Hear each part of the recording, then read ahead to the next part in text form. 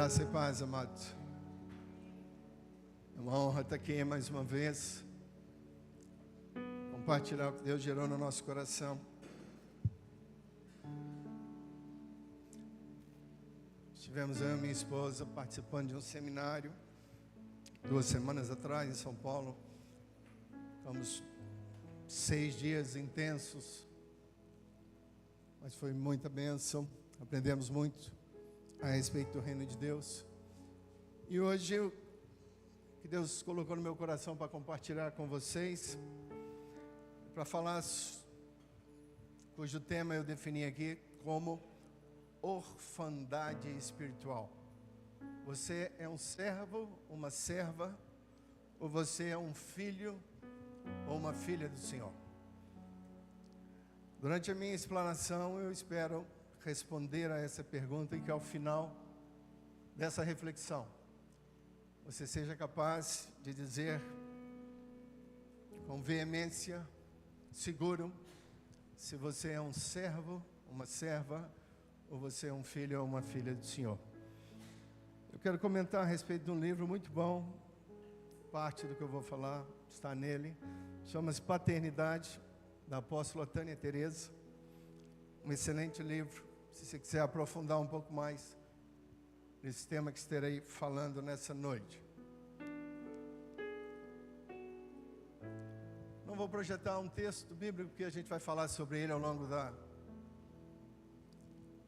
explanação bíblica. Ou melhor, eu acho que seria interessante projetá-lo já desde o início. Gálatas 4, do versos 4 ao 7. Pode colocar, por favor? Gálatas capítulo 4, dos versículos 4 a 7. Diz assim a palavra do Senhor: vindo, porém, a plenitude do tempo, Deus enviou seu Filho, nascido de mulher, nascido sob a lei, para resgatar os que estavam sob a lei, a fim de que recebêssemos a adoção de filhos. E porque vós sois filhos, enviou Deus ao nosso coração o Espírito de seu Filho, que clama, Abba, Pai. De sorte que já não é escravo, algumas versões trazem, de sorte que já não é servo, porém filho, e sendo filho, também herdeiro por Deus. Coloca, por favor, o versículo 5.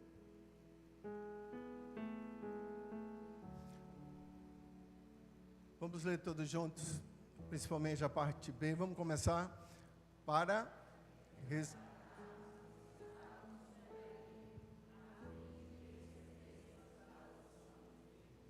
Amém. Quero que você preste atenção nessa parte B, a fim de que recebêssemos a adoção de filhos. Nós vamos explorar esse versículo mais à frente. Mas algo que eu descobri estudando esse tema é que de Gênesis a Apocalipse, Deus busca revelar a nós como um Deus Pai, através do seu Filho Jesus Cristo, pela mediação do Espírito Santo de Deus. A Bíblia começa falando sobre família, no livro de Gênesis, né?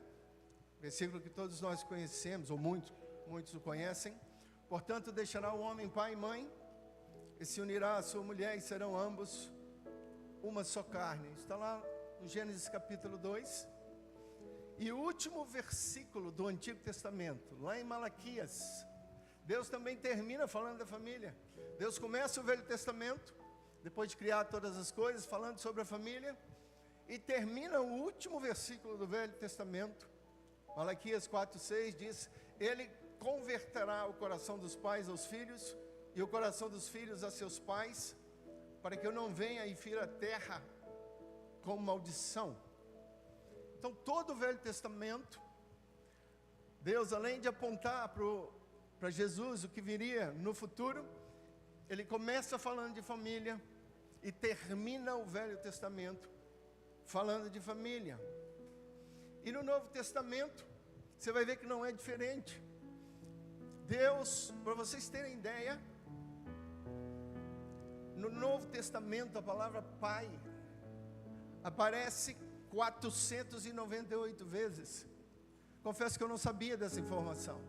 Só o Evangelho de João, a palavra Pai, ela aparece centenas de vezes. Para ser mais exato, dependendo da versão, 135 vezes. Então, se a Bíblia dá tamanha importância a Deus ser conhecido como Pai, eu penso que nós também devemos entender e buscar conhecê-lo como Pai. O Novo Testamento, ali na genealogia de Jesus, o Evangelho de Lucas, aquele texto quando a gente começa a ler e pula, né? Deus criou fulano, que gerou ciclano e assim por conseguinte. O Evangelho de Lucas, quando ele fala da genealogia de Jesus, ele começa em Jesus e retrocede até Adão. Diz assim Lucas 3,38: Cainã, filho de Enos, Enos, filho de Sete, e este filho de Adão, que é filho de Deus. Está escrito no Evangelho de Lucas. Você pode conferir ali, filho de Adão, que era filho de Deus. E no Novo Testamento, Deus encerra, no livro de Apocalipse 21, no verso 7. Olha que coisa linda. Se puder projetar Apocalipse 21, no verso 7, depois de João ter a visão do novos céus e nova terra, já não haverá mais choro, já não haverá mais dor, não existirá mais o mar, porque Deus fará novos céus e nova terra. Então ele diz: o vencedor herdará estas coisas, e eu lhe serei Deus, e ele me será. Logo, o projeto de Deus para você e para mim, meu amado, é que sejamos filhos do Altíssimo por toda a eternidade. Será que eu poderia ouvir um amém a essa palavra? Então Deus quer que sejamos seus filhos. E a palavra de Deus diz que quando nós morremos fisicamente, esse corpo volta para o pó, mas o espírito volta para aquele que nos deu. Logo, Deus nos levará de volta para Ele aqueles que entenderam a mensagem do Evangelho e o receberam como Senhor e Salvador. Dele viemos através do seu Espírito, e para Ele voltaremos. Amém, amados, essa palavra? Lembra que nós somos um Espírito, temos uma alma, mente, emoções, desejos, vontades, e habitamos nesse corpo. Mas o Espírito é eterno, jamais morre. Estão comigo até aqui? Dê um sinal. Então o projeto de Deus é que nós sejamos seus filhos. Quando Jesus estava entre nós, a religião, o farisaísmo, os doutores da lei, os religiosos da época, quando Jesus estava ensinando, exercendo o dom de mestre, havia uma certa receptividade por parte deles, mas foi só Jesus dizer que era filho de Deus, que o inferno então se levantou contra eles. E essa foi uma das razões pela qual Jesus foi crucificado. Quando ele disse que era filho de Deus, os religiosos disseram: blasfêmia, crucifica-o. Então, quando um filho de Deus se levanta, o inferno de fato treme. E o que eu quero trazer à sua consciência nessa noite é que o Pai deseja que você tenha uma relação de intimidade com Ele, de filho, e não somente de servo. E uma das áreas em que o inimigo das nossas almas, que vem para matar, João 10:10, o inimigo das nossas almas vem para matar, roubar e destruir. Mas diz Jesus: eu vim para que tenham vida e a tenham em abundância. Então o inimigo das nossas almas vai tentar destruir, denegrir a imagem paterna nos nossos lares, nas nossas casas, na sociedade de uma nação, no mundo, com o objetivo de destruir a família. E Satanás usa de diversas formas, diversas artimanhas, para destruir a paternidade na família. Guerras. Por que guerra destrói a paternidade na família? Normalmente quem vai para as guerras é o homem ou a mulher, é o pai, o homem. E daí as esposas ficam viúvas, divórcios, normalmente os filhos ficam com as mães, famílias desestruturadas, onde há dificuldade em relação com o pai. Então Satanás quer destruir a figura paterna no lar, porque quando somos crianças, adolescentes, o pai para nós se torna uma referência do Pai Celestial. E por isso Satanás investe pesado para destruir a paternidade terrena. E vamos falar um pouquinho mais sobre isso mais à frente. Então, o propósito de Deus é ter filhos e não servos. Efésios 1, 3 e 7 vai dizer assim: bendito o Pai do nosso Senhor Jesus Cristo, que nos tem abençoado com toda sorte de bênçãos espirituais nas regiões celestiais em Cristo, assim como nos escolheu nele antes da fundação do mundo, para sermos irrepreensíveis perante ele em amor, e nos predestinou para ele, para a adoção de filhos. Efésios 1, de 3 a 7, será que você poderia colocá-lo? O que eu quero dizer para você nesses versos, vai no verso 5, por favor. E nos predestinou para ele, para quê? Podemos falar junto?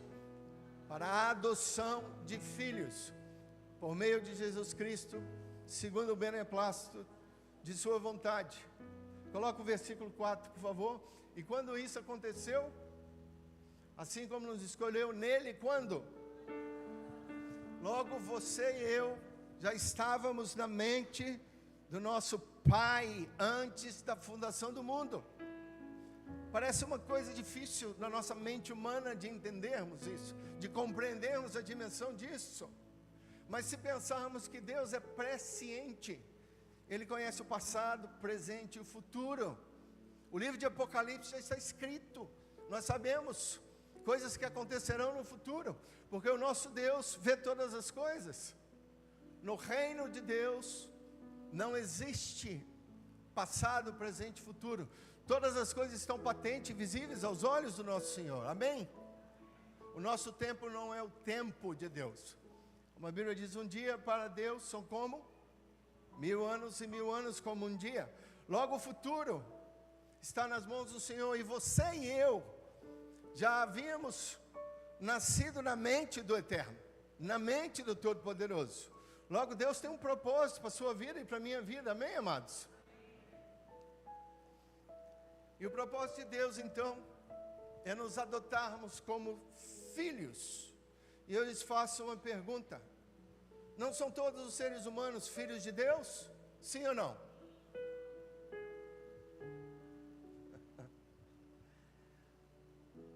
À luz da Bíblia, eu vou te responder essa pergunta com um versículo bíblico.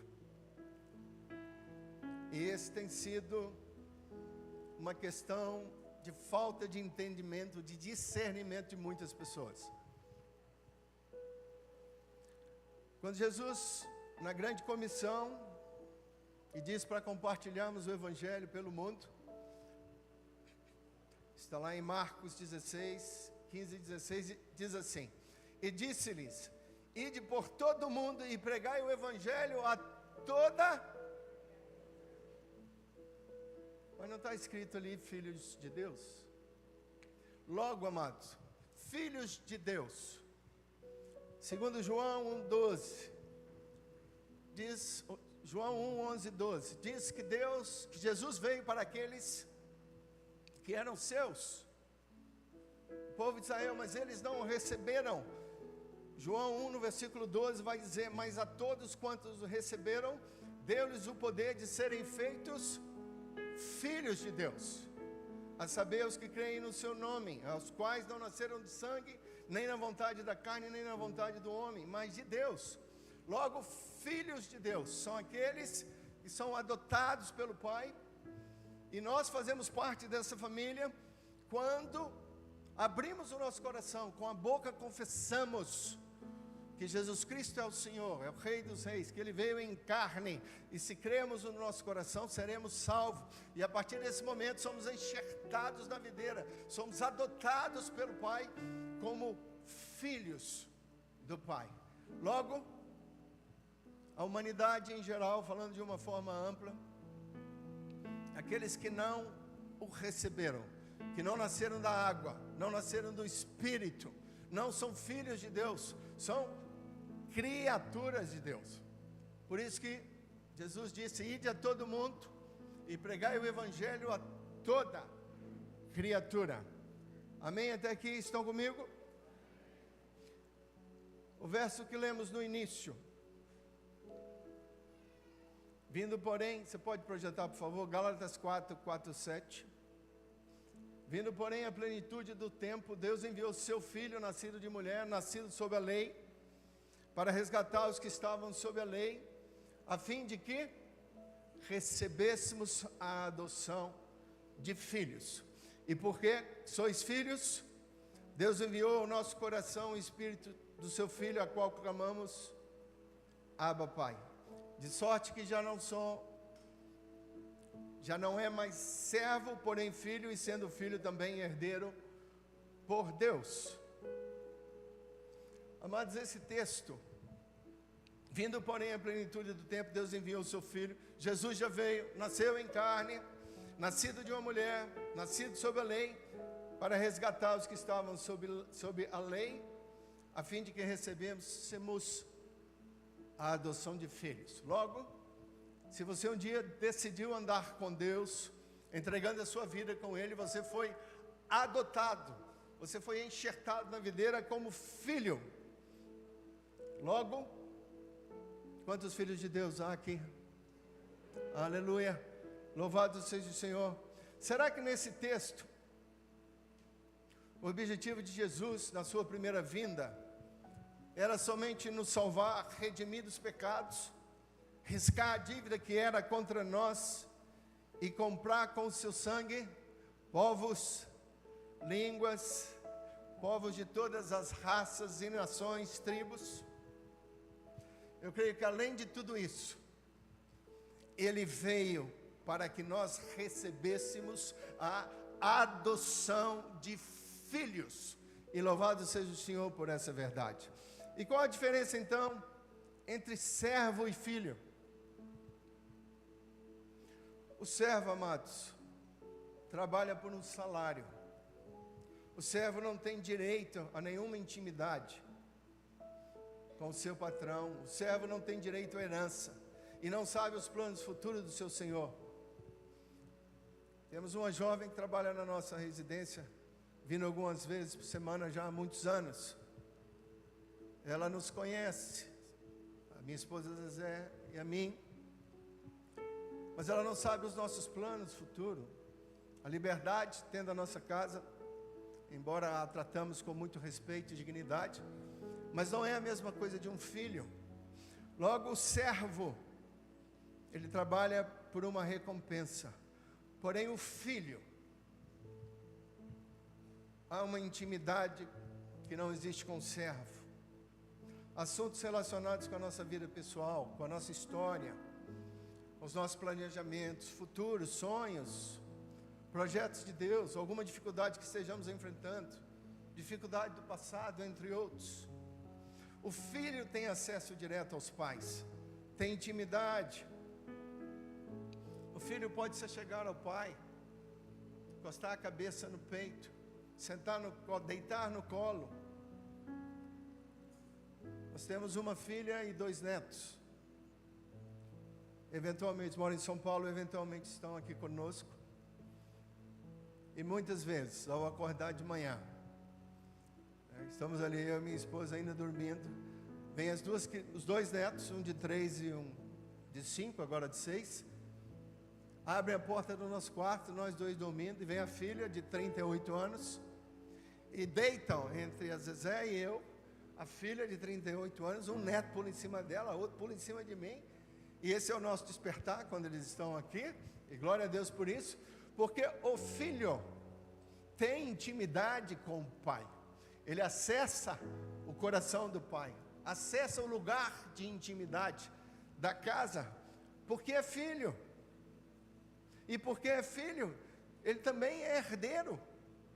O servo não herda absolutamente nada da casa do pai, porém o filho é herdeiro de todas as coisas, e tudo que Jesus conquistou naquela cruz por nós, nós somos herdeiros, e vamos herdar a salvação, vamos andar naquelas ruas de ouro, vamos ver o Cordeiro de Deus face a face, vamos ver o Pai como Ele é, vamos ver a glória que foi negada a Moisés, ver lá no Monte Sinai, mas nós o veremos como Ele é, porque somos filhos, e louvado seja o Senhor por isso.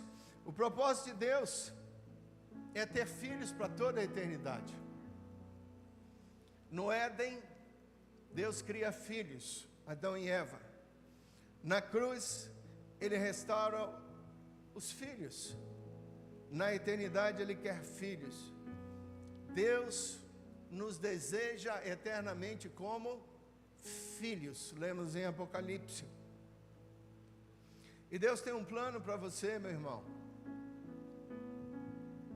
Nós somos gerados em Deus mesmo antes do nosso nascimento. Lembram de Jeremias? Jeremias 1, 4 a 5 diz: a mim me veio, pois, a palavra do Senhor, dizendo: antes que eu te formasse no ventre da tua mãe, eu te conheci, e antes que saísse da madre, te consagrei e te constituí profeta das nações. Salmo 139, 16 vai dizer que Deus nos conhecia ainda quando éramos sem forma no ventre da nossa mãe. E no livro de Deus, Ele escreveu todos os nossos dias. Ou seja, o Senhor tem um projeto para você e para mim, cada um deles escrito e determinado quando nem um só havia. E louvado seja o Senhor, você não está aqui por acaso, você não é obra do acaso. Não sei como você foi gerado, mas quem dá o Espírito para que habite num corpo é o próprio Deus. Lembra o versículo que lemos? Porque viemos dele e para ele voltaremos. Então Deus tem um plano para você. E o maior exemplo que eu posso ver na Bíblia a respeito da diferença entre servo e filho é a parábola conhecida do filho pródigo. Mas se eu dizer algo para você ali, se você ler o capítulo de Lucas 15, você precisa entender o contexto. Lucas capítulo 15, começa Jesus numa conversa com os fariseus, com os escribas, com os doutores da lei, com os teólogos que estavam de plantão ali, naquela época. E eles criticam Jesus por comer e beber com os pecadores. Então Jesus está falando com os religiosos da época. E aí então ele resolve responder aos comentários dos fariseus, dos doutores da lei, com 3 parábolas, no capítulo de Lucas 15. A primeira parábola é da ovelha perdida, a segunda parábola é da dracma perdida, e da terceira é conhecida como o filho pródigo. Mas Deus está ali respondendo aos religiosos, aos doutores da lei, aos teólogos. E ele então, na terceira parábola, que eu acredito que é de conhecimento de todos, quem nunca ouviu falar da parábola do filho pródigo, levanta a mão. Todos já ouviram falar? Então não vou colocá-la, já vou tirar algumas reflexões dentro desse contexto de servo e de filho. Lembra da história? O filho pede a sua herança, vai para um lugar distante, para um outro país, gasta tudo que tem, vive dissolutamente, vem uma grande fome, não tem o que comer, deseja comer a comida dos porcos, e ali então,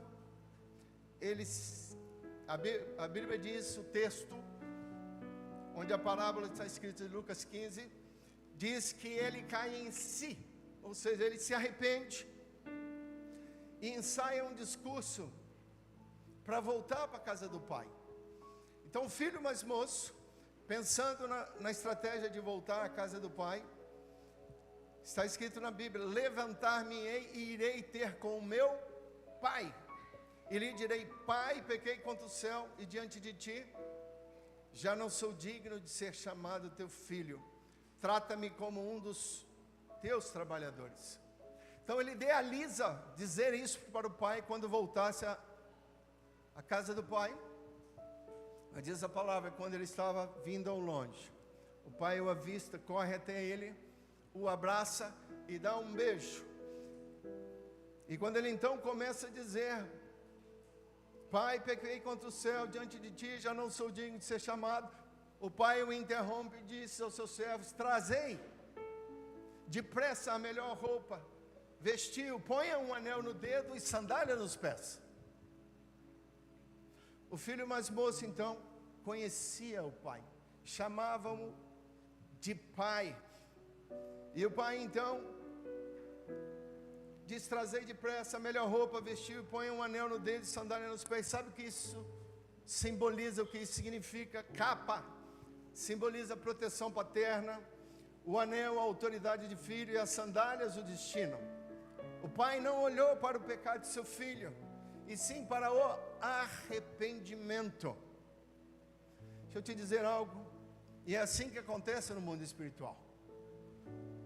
O nosso arrependimento, quando ele é sincero, é honesto, ele libera uma graça e misericórdia de Deus instantaneamente nas regiões celestiais. As misericórdias do Senhor se renovam a cada manhã, e elas duram para sempre, para sempre. Logo,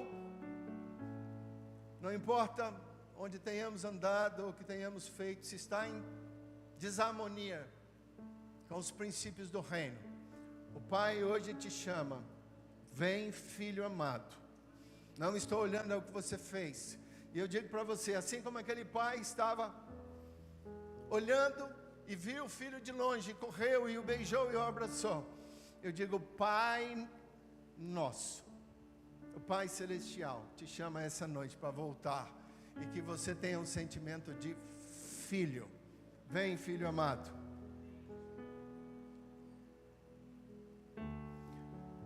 Algo interessante nessa parábola é que o pai não vai atrás do filho mais moço, mas em momento algum o pai deixou de amá-lo, mesmo quando ele estava longe. Louvado seja o Senhor por isso.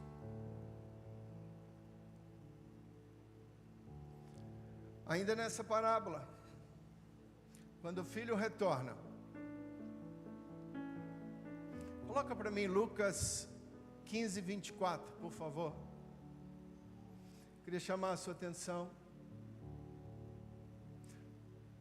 porque este meu filho estava desviado e reviveu, estava perdido e foi achado, e começaram a regozijar-se. Lucas 15, 24, coloca Lucas 15, no verso 32. Agora ele falando para o irmão, para o filho mais velho: entretanto era preciso que nos regozijássemos e nos alegrássemos, porque esse teu irmão estava desviado e reviveu, estava perdido e foi achado. É isso que está escrito ali? Não. Deixa eu dizer algo para você. O filho estava na casa do pai e decidiu, por espontânea vontade, sair da casa do pai, ir para uma terra distante e viver uma vida cheia de pecado. E o pai diz para esse filho: ele estava morto. Na Bíblia você não vai encontrar a palavra desviado de Gênesis e Apocalipse. Quando saímos da presença do Senhor por alguma razão e decidimos trilhar os nossos próprios caminhos, segundo a palavra do Senhor, estamos vivendo naquele período, estamos mortos, espiritualmente falando. E a morte nesse caso não é a morte física, é a morte que significa separação de Deus. Estão comigo até aqui? Eu já estou caminhando para o final. O que dizer então do filho mais velho? Quando você lê a parábola de Lucas 15, você vai ver que em nenhum momento o filho mais velho usa a palavra pai. Ele estava na casa do pai todo o tempo e não tinha o que se arrepender. É fato, ele não estava morto, mas estava vivo, habitando na casa do pai. Todavia, ele não tinha um coração de filho, mesmo estando na casa do pai, e sim um coração de servo. Quando o filho mais novo volta e o pai resolve dar aquela festa, ele então vai ao pai e diz: há tanto tempo te sirvo. Lucas 15, versículo 19. Há tanto tempo te sirvo, sem jamais transgredir uma lei sua. No versículo 30 vai dizer: vindo porém esse teu filho. Ele não diz vindo porém o meu irmão. Você sabe por quê? Que ele não cita o irmão dele. Porque se você não sabe ser filho do pai, você não vai saber relacionar-se com o seu irmão ou com a sua irmã aqui na terra. Mas quando temos essa consciência de que temos um pai, iremos valorizar o nosso irmão e a nossa irmã. Em outras palavras, o que Jesus estava querendo dizer para os religiosos da época era: vocês estão na casa de meu pai, mas vocês não se sentem filhos do pai. Se vocês fossem filhos do pai, vocês veriam a tristeza do coração do pai quando esse seu irmão mais novo decidiu ir para longe do pai.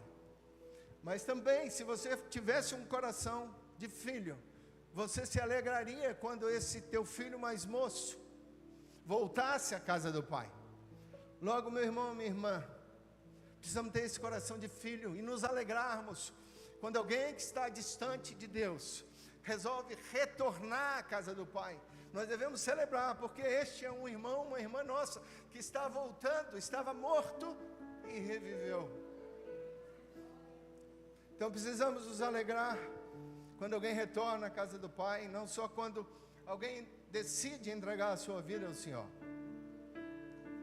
Então o que Jesus estava dizendo para aqueles religiosos com essa parábola: vocês não aceitaram a paternidade de meu pai, vocês tornaram-se órfãos espirituais e agora estão deixando a religiosidade dominar o seu coração. Sabe por que Jesus confrontou os fariseus com essa palavra? Porque o maior problema deles era a falta de intimidade com o pai. E por fim, enquanto formos somente servos, não haverá libertação, cura da alma, restauração das nossas emoções e nem mesmo em nosso espírito. Porque se somos servos, logo não temos conexão com a fonte que é o Pai, e não receberemos a libertação, a cura, a restauração e o avivamento que Deus quer fazer no nosso meio. O único meio de nos conectar com essa fonte de vida é através da filiação. Sem ela, não experimentaremos nenhuma mudança na nossa vida. Se eu dizer algo para você, o filho que é filho, ele cuida dos negócios do pai. Amém? Está na Bíblia, pastor? Sim. Lembra quando José e Maria foram a Jerusalém, e depois de terem estado lá, eles voltam na caravana, e depois de 3 dias, eles percebem que Jesus ficou para trás, Jesus ficou no caminho.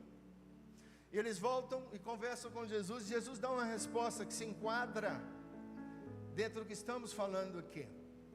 Ele responde a Maria: por que é que me procurais?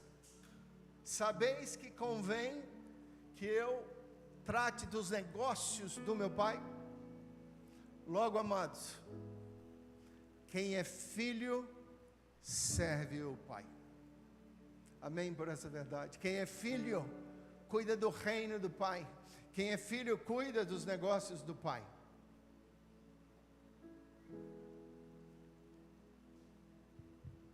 Deixa eu olhar o tempo. Vou acelerar aqui. Quantos estão comigo?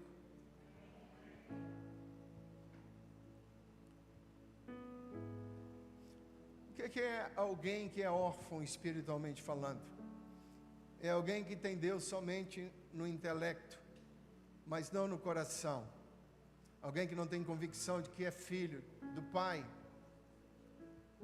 A religiosidade nos leva a isso, a cumprir um conjunto de regras e não de buscar o coração do Pai.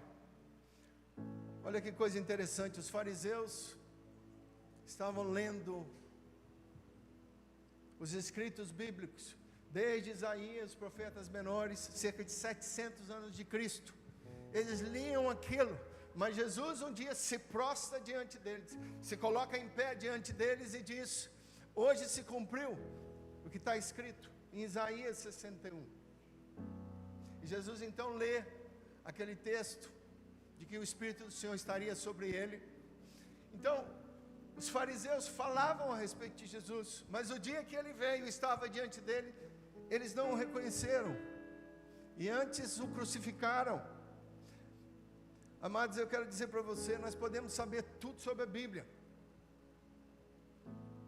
e está no nosso intelecto, e não termos intimidade com o Pai, porque nos relacionamos com Ele, de uma forma não a considerá-lo como Pai. Eu posso saber tudo sobre Hitler, posso estudar sobre Hitler, sem nunca ter conversado com ele. Isso às vezes me assusta, pessoas muito tempo nas nossas igrejas, muito tempo e não se relacionam com o Pai. Quero falar de mim. Eu venho de um lar não estruturado. Meu pai foi adúltero, minha mãe trabalhadora. Então a referência paterna que eu tive não foi um pai que conversava, não foi um pai que dialogava. Por muitos, eu diria por décadas, eu tive dificuldade em ver a Deus como um pai, que Ele é. Imagina um filho que sofreu pressões, palavras de baixa estima, dizer: meu filho, você não vai dar em nada, você não tem futuro. Ou um pai que quando o filho tirava 8 na escola, 9, ele dizia: não faz mais que obrigação, não trabalha, não estuda, tinha que tirar 10 em tudo. Ao invés de honrá-lo, dizer: filho, valeu a pena, que nota bacana, continua nesse caminho, você vai chegar lá. Ou imagina um pai que bate no filho, não para discipliná-lo, mas de forma desordenada. Qual a referência que essa pessoa vai ter do Pai Celestial? Porque pais, prestem atenção nisso, mães, a referência que os nossos filhos terão do Pai Celestial vai depender muito do pai que tem em casa e de como a esposa fala dos filhos a respeito do pai.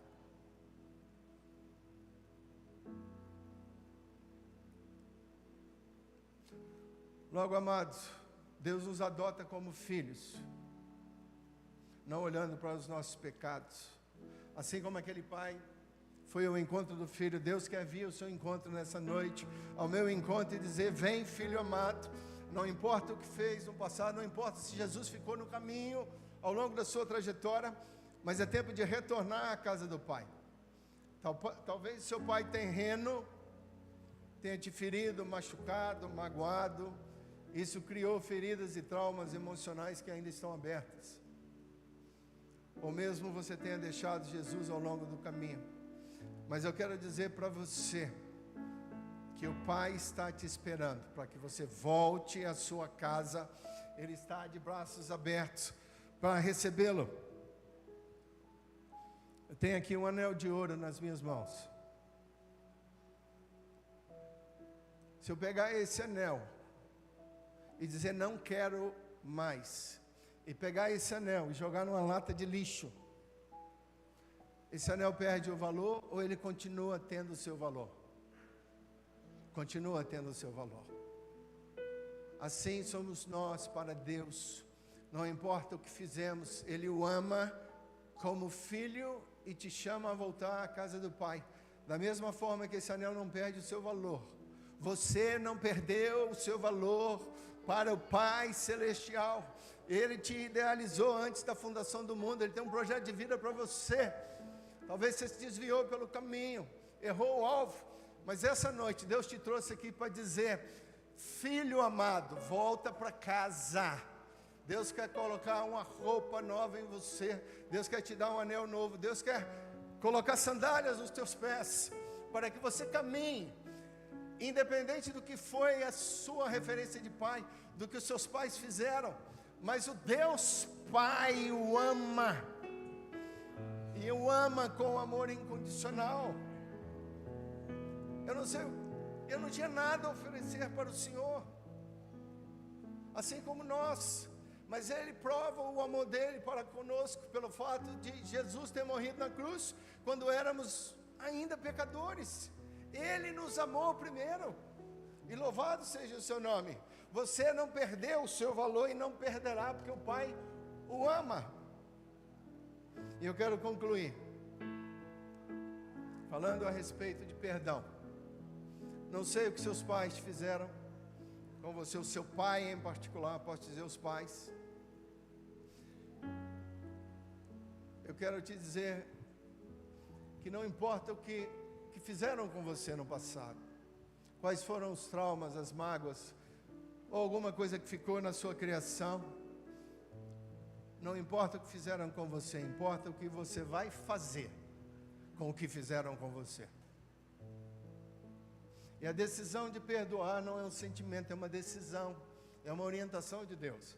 E essa é uma das coisas, se nós não damos, Deus não nos perdoa, diz a Bíblia. E quando estiveres orando, se tendes alguma coisa contra alguém, perdoai, para que o vosso Pai Celestial vos perdoe as vossas ofensas. Mas se não perdoardes, também o vosso Pai Celestial não vos perdoará as vossas ofensas.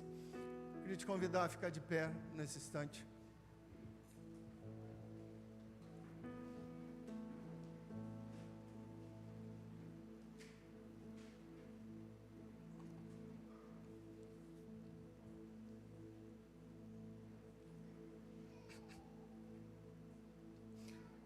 Queria convidar você a fazer uma oração junto comigo. Queria pedir que toda a igreja o fizesse, mesmo que você não esteja nessa situação, mas para ajudar, que certamente alguém vai estar. Uma oração de perdão. E eu vou dizer a oração e eu gostaria que você repetisse comigo. E vai ter um momento que eu vou dizer assim: eu quero perdoar. Aí você, baixinho, você vai falar o nome dessas pessoas com as quais você precisa perdoar. Você precisa liberar perdão, porque o perdão libera você. O perdão fecha as portas para o reino das trevas e te traz de volta para o reino da luz. Estão comigo? Vamos lá então, feche seus olhos aí para você não se distrair. Então vamos orar assim: Paizinho querido, está fraco, hein? Vamos orar todos juntos. Vamos. Paizinho querido, quero te pedir perdão pela minha falta de perdão para aqueles que me ofenderam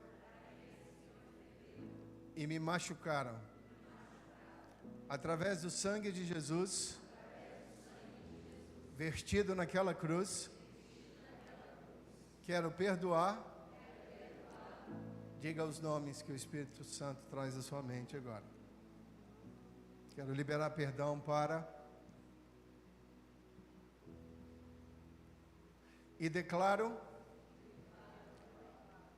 que essas pessoas estão livres do meu coração e livre nas regiões celestiais. A partir de agora, toda legalidade dada no reino do Espírito está sendo cancelada. Eu peço que o Senhor os abençoe no poderoso nome de Jesus. Amém. Agora eu lhe pergunto: quem é você? servo, serva. E quem é Deus para você? Um Deus longe, sentado num alto e sublime trono? Ou é um Pai eterno? Espero que você possa responder: eu sou um filho, uma filha de um Pai que me ama e que deu o que tinha de melhor por mim e por você. E louvado seja o nome do Senhor. Amados, foi preparado esse lugar aqui para vocês. Aqui simboliza o trono de Deus. Aqui é um lugar onde você pode vir, deitar, sentar-se. Ali tem uma mesa com frutas. Se Deus tocar no coração, você pode vir. Ali tem umas camisas grandes. Aqui do meu lado vão ficar 3 homens de Deus representando o Pai Celestial.